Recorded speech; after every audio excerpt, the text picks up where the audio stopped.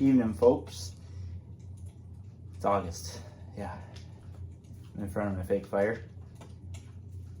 But it's almost fall. And you know what? That deserves a hunting story. And I'm going to go back to the year was 2023.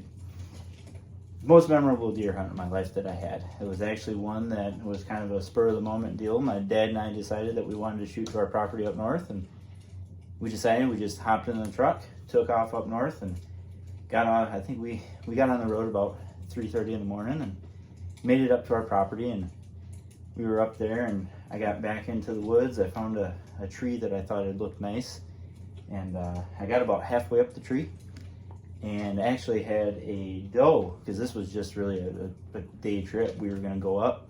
I was going to hunt the morning, the evening, and then we were going to come right home. And so for me, this was just kind of a trip that I'm going to go up.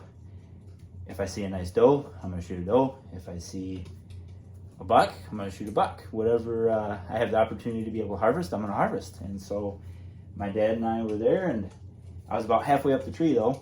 I had two steps set up, and I was on my lineman's belt, bow was on the ground, and it was right, because we got there, unfortunately the way that it worked out, it was right at like daybreak. I was about halfway up the tree, because I'm slow. I'm not very good with climbing trees. I'm afraid of heights, unfortunately.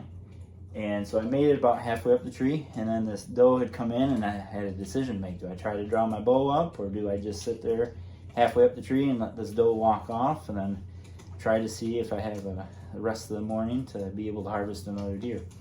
Well, I decided to leave the bow on the ground, and then got set up the rest of the way in the tree, got all my stuff set up, was on my platform, had my saddle where I wanted it, and just sat there and kind of hung out for a bit. And then as I'm sitting there in the tree, I decided, you know what, I'm feeling a little froggy, so I hit my doe bleed a couple times, put that back in the bag, and then all of a sudden, up out of this bottom, where I wasn't expecting a deer to come from, was actually this nice 9-point buck. I didn't know it was a 9-point at the time, but I could tell that it was a similar buck that I've had on camera around.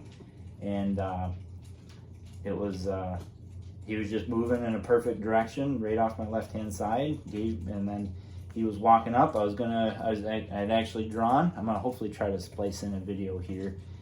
I'm not very good at this, so we'll see what I can do.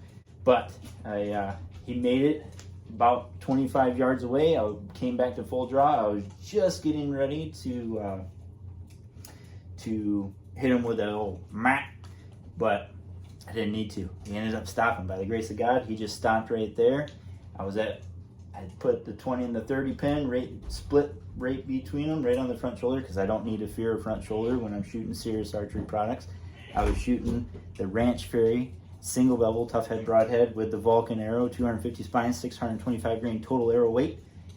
Put it right on his front shoulder, and on the shot he actually ended up turning and wheeling away from me a bit, because remember, he was perfectly broadside. And on the wheel, the arrow actually ended up hitting him in the shoulder and then worked its way up into his spinal cord, just from the way that he was turning and moving, because remember, deer move. They don't like to sit there. They're not foam. They like to move. So he turned and moved, and then as he did, the arrow hit him right at the shoulder, went up into his spinal column, and dropped him right there, and the hunt was over. At that point, I had shot the biggest deer of my life, biggest buck of my life, all in the matter of a couple hours. And then we ended up bringing him back to the house, got some pictures of him, and then my dad was happy as could be, and we loaded the truck up, and we headed home. I mean, it was a blessed morning, that's for sure, and I was just so grateful that to be able to have the opportunity to hunt a deer like that, and to be successful hunting a deer like that. And I gotta thank, at first I thank the Lord, because this is most important. But second of all, I thank good equipment, and you cannot beat Sirius archery products. They are the best, lifetime warranty. You can't beat it. Get Sirius.